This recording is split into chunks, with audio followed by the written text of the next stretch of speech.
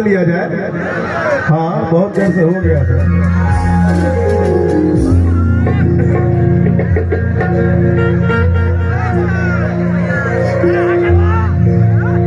सबसे पहले आप सभी तमाम आई गणमान्य व्यक्ति सहित शिष्टाचार प्यार के बदौलत जितना भी लोग हमसे बड़ा बानी खड़ा बानी, जे भी हमारे भैया चाचा भाई मित्र साथी जे भी हमके इज्जत देखे और सुने आई बा, राव राकेश्वर और पैर छू के प्रणाम करते हैं। ताली बजा के छोटा सा आशीर्वाद है।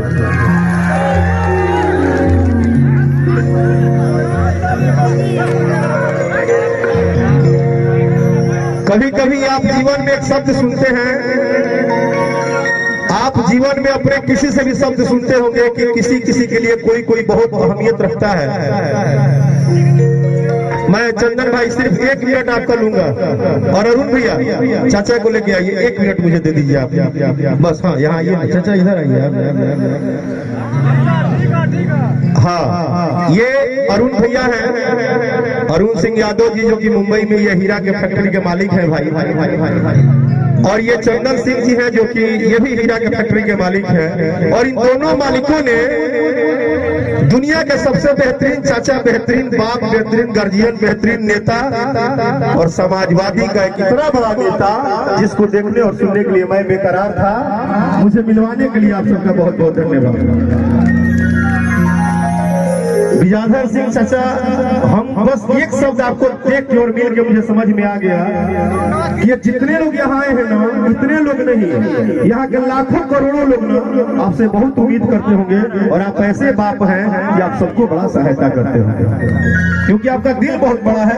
एक ताली बजा के जोरदार अभिनंदन कीजिए आप लोग। और मुझे अपने घर का बच्चा बनने के सदस्य होने के नाते मुझे अपने परिवार के लायक आज आपने बना दिया, क्योंकि बेटी के शादी में वही आता है जो बहुत भाग्यशाली होता है। और आपने मुझे बेटी के शादी में बुलाया है, तो इतना जान लीजिए कि मैं आज से मान लिया कि मैं इस परिवार का एक सदस्य हो गया, क्योंकि बेटी के शादी में वही आता है जो बहुत नजदीक होता है। तो बहुत बहुत धन्यवाद आप सभी को, मुझे यहाँ बुलाए हैं। और लास्ट में फिर चाचा बोल रहे हैं, बहुत रोमांटिक चीज है, खाली आपको समझने की देरी है। हाँ, हमने के मुखिया जी नरसिंह भैया, अब तो नेताजी हो गए, नहीं प्रधान जी हो गए, नहीं सब जी हो गए। नरसिंह भैया जगह आशीर्वाद पिछले 8-10 साल से मुंबई में मिलत रहे, हर मंच में हर जगह। हमने के दिल के दुलरुआ नथुनी भाई, दिल के दुलरुआ है, ये आगे बढ़े जो डांट के फोन करे लगे, हेलो हाँ भाई काम होके चाहिए। सुभी तो सबकी फेवरेट है, हमारी थोड़ी ज्यादा है। कोमल जी, जो कि इनके बारे में हम बताना तो कम समझते हैं, पब्लिक ही बता देगी इनकी इमेज और इनका स्टार्डम और इनकी लेवल। और यहाँ जितने भी गणमान्य व्यक्ति म्यूजिशियन सहित राहुल, जो कि मुझे कुछ ज्यादा प्यार करने लगा है, प्यार में पागल है, हम भी पागल हैं। और जितने भी गणमान्य व्यक्ति हैं, सबको मेरा तहे दिल से प्रणाम। और जितने भी नृत्यांगनाएं हैं, जितने भी जो आप आर्टिस्ट हैं आई हैं, सबको मेरा प्रणाम। अब यहाँ तक मेरा सफर था कि मैं सबको पहले सादर आमंत्रित कर लूं, क्योंकि आप लोग भी हमारी बहन की शादी में आए हैं। अगर इनकी बेटी के शादी में आए हैं तो राकेश मिश्रा के बहन के शादी में आए हैं, और मैं भाग्यशाली हूँ कि मैं अपने बहन के शादी में यहाँ कुछ होने आए हैं।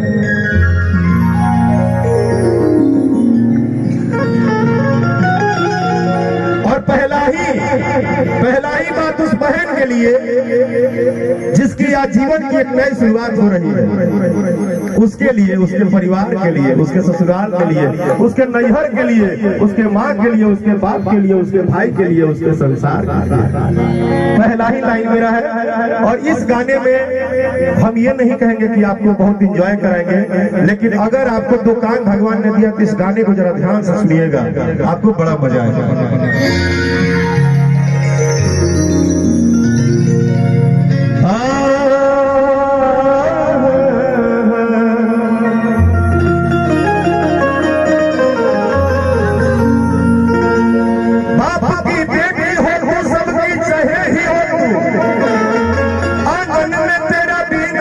सुना न हो जाए,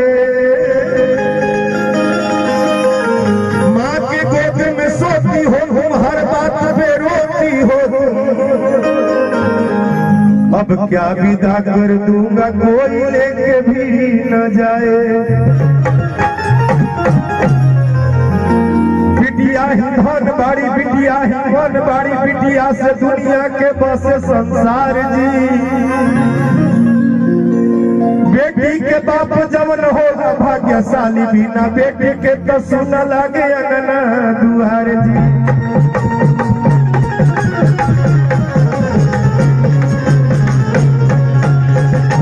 कि भाई के कलाई में तराकी बाने, बेटी ही सजावे घरे अंगना दुआर जी। आधी रात माई बाबू छीक जदि ले बेले, तो बेटिए नु दिल कहे अचरा पसार जी।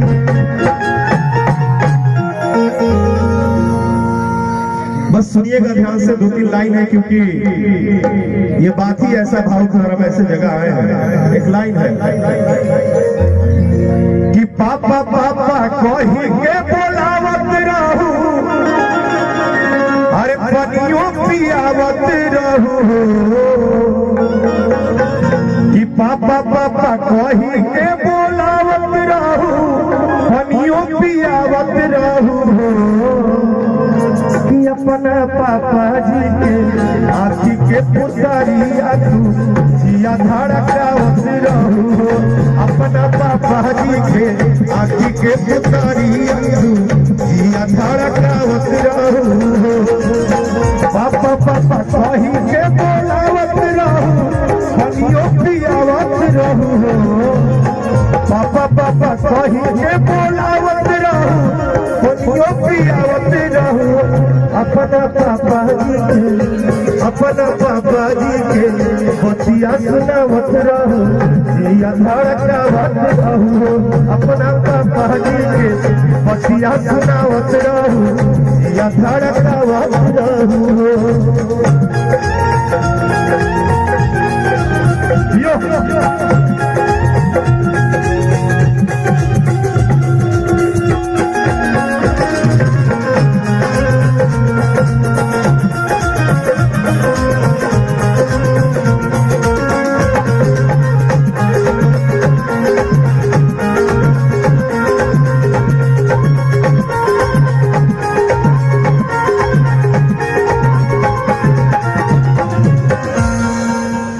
चल जगो छोड़ हमर छछनी परान हो। अभी जे अंगनैया बेटी हो कन्या दान हो।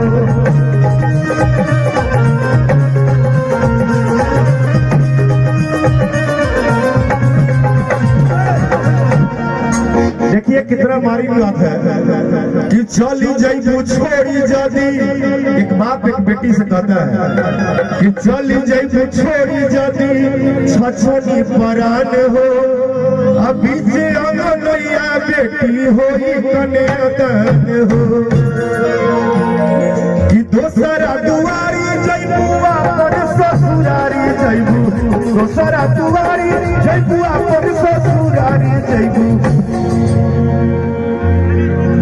इससे आगे हम नहीं गा पा रहे, क्योंकि हम खुद ही थोड़ा अंदर से मेरा ही, मैं ही रो दूंगा, नहीं मैं ही रो दूंगा। सही हम ये अब नरसिंह के गाना ये नहीं गा पाएंगे, मेरा आँख खुद ही भर जा रहा है। हमको लग रहा है कि कुछ अलग ही हो रहा है। दिल में लग गया, हमारा आवाज नहीं निकल रहा, आप दिल में लग गया बात हो रहा, हमको नहीं समझ में आ रहा। हम दूसरा गाना गाते हैं, नहीं गा पा रहे ब्रदर।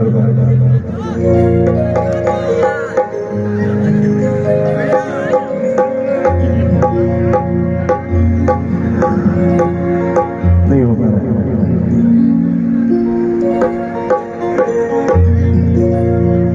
कि पापा जी के पियारी पियारे तोहर साड़ियां हो। कि पापा जी के पियारी पियारे तोहर साड़ियां हो। कि अंगना से डेग कैसे भेजी हो बेटी, अपना करे जवा से तेजी हो बेटी।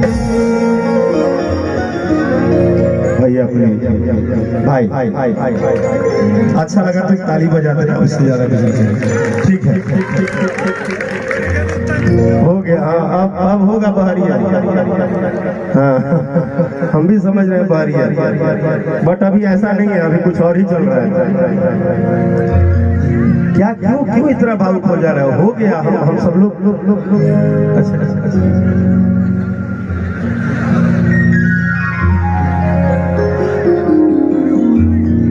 अच्छा दबंग नथुनी यादव, हाँ दबंग ही दिखा ना, हमको मुड़ी झुका के माला पहनना पड़ा।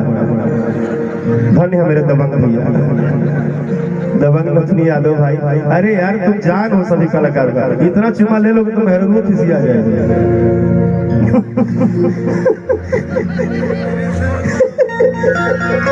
अरे जियो भैया, आइए आइए आइए फ्रंट पे आ जाइए, आइए आप लोग।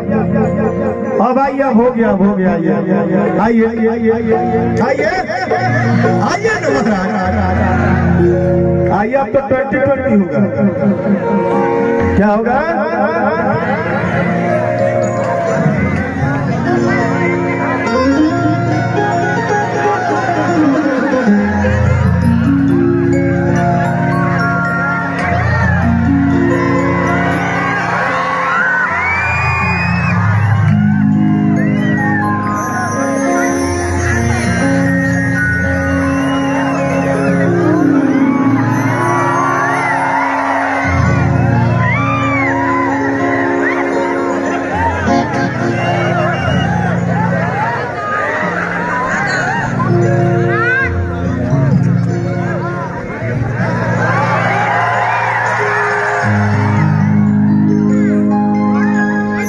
अच्छा एक बात बताओ, तुम्हारा नंबर तो मेरे पास है नहीं, इंस्टा पे भी टच हो नहीं, तो ब्लैक ब्लैक का कॉम्बिनेशन बना कैसे? तुम तो हमको बोली नहीं थी कि हम ब्लैक पहनेंगे, और कॉम्बिनेशन में भी बाप रे बाप। नहीं वो कॉम्बिनेशन अलग है, ये अलग है, ये रेड में ब्लैक है, मैंने एम्बुलेंस खतरनाक लग रहा है। ये तो जीता जागता एम्बुलेंस है ना, वो फाल फेंक के ब्लाउज, बाप वो भाई 5 किलो सितारा, नैहर के हकी ससुरार के हो लड़के दिले बका हो जो खड़ा है। देखिए थोड़ा सा टॉनिक दोगे तो शुरू हो जाते हैं सर। क्या कहते हैं, मजा लिया जाए? तनी जोर से हल्ला करिए तब तो मजा आएगा। अच्छा आजकल एक गाना ना आपके भाई का, हाँ बड़ा ट्रेंडिंग में है, वो नहीं होगा अभी, जो है वो बता। नचनिया के प्यार में भतार पगलाई है, चर्चा बनू कहीं हल्ला करके बताओ। अब गनवा गलती से तारा भैया के चैनल, तारा भाई के चैनल 12 के सिलसिला ऑफिशियल पर, और ये बात सच नहीं था, लेकिन एक बात सच था कि जब लड़के रात भर डांस करते हैं तो सुबह में सपना में वह लड़की आती है। ये बात सच है कि रतिया के गोइल बिहान को के आइल बा,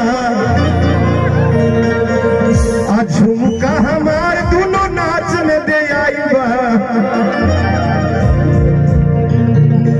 कि नचनिया के प्यार में भतार पगल आइल बा।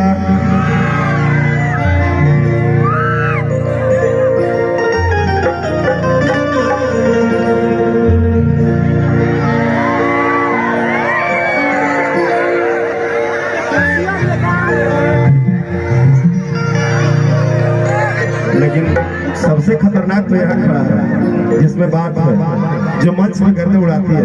क्या है ना सुही, हम बुलाएंगे तुमको भी और कोमल को भी।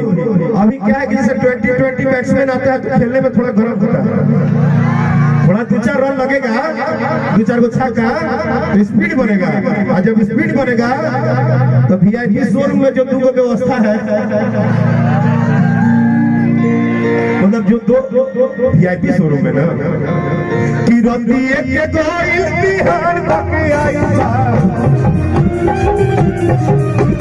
रतिया के गोइल बिहान तक आई बा, झुमका हमार दोनों नाच में दे आई बा, रतिया के गोइल बिहान तक आई बा, झुमका हमार दोनों नाच।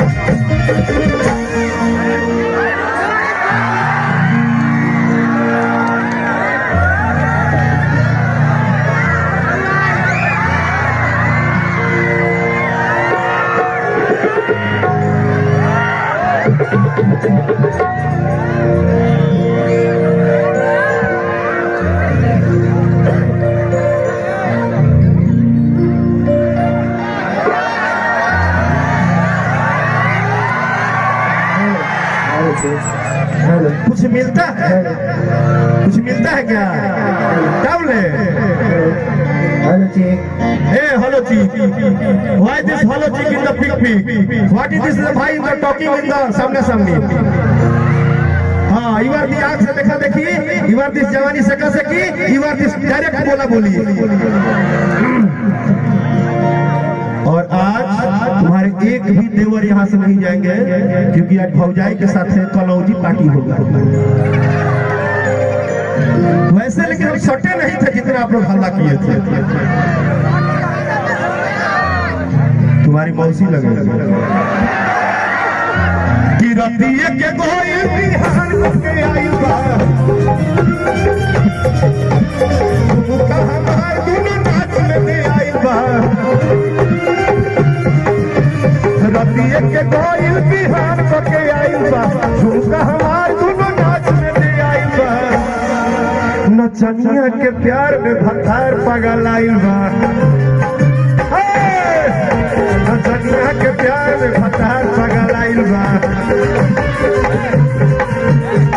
दरदा दरिया दरवा हाजिया रुका। हाँ आकाश, अभी तो मेन बदवा हम बोल रहे नहीं, एगो तुम आओ नहीं था बीचवा में, ते कहाँ छटका कर रहे ठंडवा में? यू आर दिस ठंडा, यू आर दिस जवानी, यू आर दिस सामने सामने भाई, यू आर दिस जवानी ठंड है धीरे धीरे थोड़ी। गिरती के गोल बिहार पके आई बा, रती के गोल बिहार पके आई बा। झुमका हमार दोनों नाच में दे आई बा, झुमका हमार दोनों नाच में दे आई बा।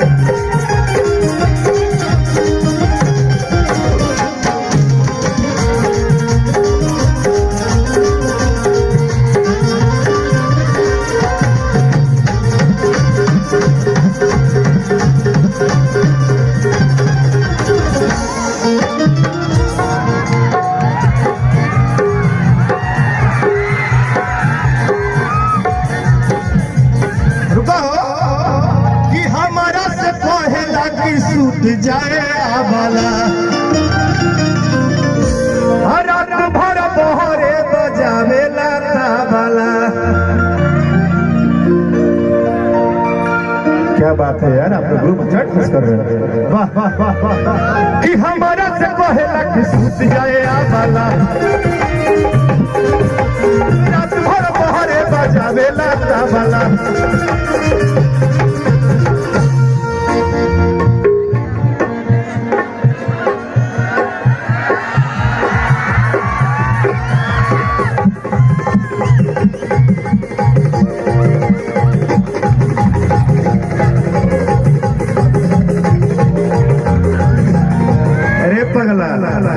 तुम्हारा भैया का नजरवा जो है ना बड़ा नशा टाइप का होता है, जितना देर देखी ले लो उतना देर हार्ट बीट बढ़ेला।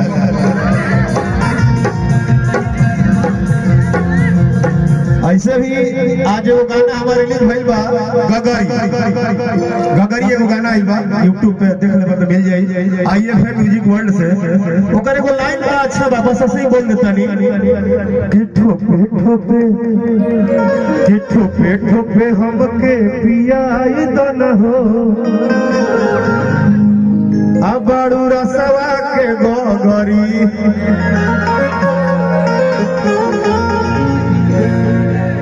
इनका मिजाज हमारे थी भइल कुछ बोलत अभी नहीं थी। गगरी गाना सुबह यूट्यूब पे सुनब सबसे बड़ा जबरदस्त, बहुत जबरदस्त गाना बा और बहुत जबरदस्त ओकर वीडियो बनल बा और वो गाना के रील्स पे बना के अगर वो रील्स पे बनाई तो हमरा के टैग जरूर करब राकेश मिश्रा ऑफिशियल। लेकिन तुम्हारी मौसी ना बाबू, मौसी ना हमारी इज्जत, लेकिन भाव है कि हमारा से कहेला कि सुत जाया वाला कि रात भर मोहरे बजावेला ताबला कि कनिया के छोड़ के निपनिया भुलाई बा, कनिया के छोड़ के निपनिया भुलाई बा।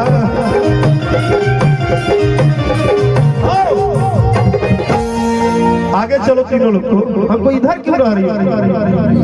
सारा देवर बाहरी है, तुम भीतरी हो।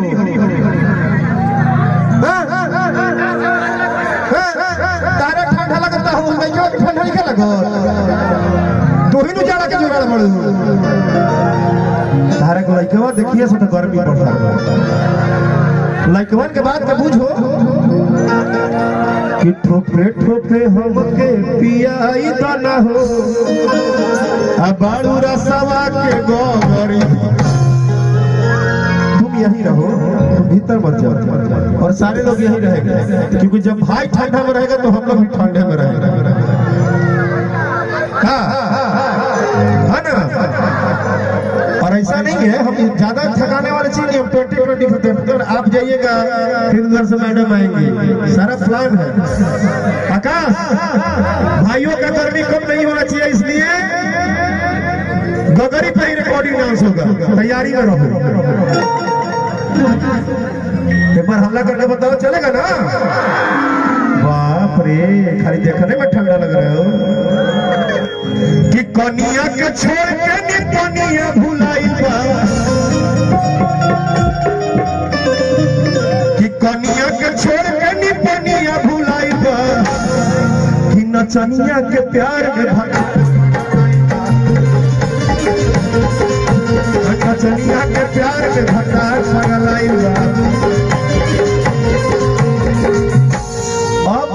अब जो होने जा रहा है ध्यान दीजिएगा भाई कमला जी, आप वही बीट बजाइएगा हाफ हुड़ू, और आप दोनों मिला के डांस कीजिएगा, क्योंकि ओरिजिनल गवई डांस भाइयों को दिखाना है। ओरिजिनल देखना है, ओरिजिनल कि नचनिया के प्यार में भकार पगलाई बा, नचनिया के प्यार में भकार पगलाई बा, नचनिया के प्यार।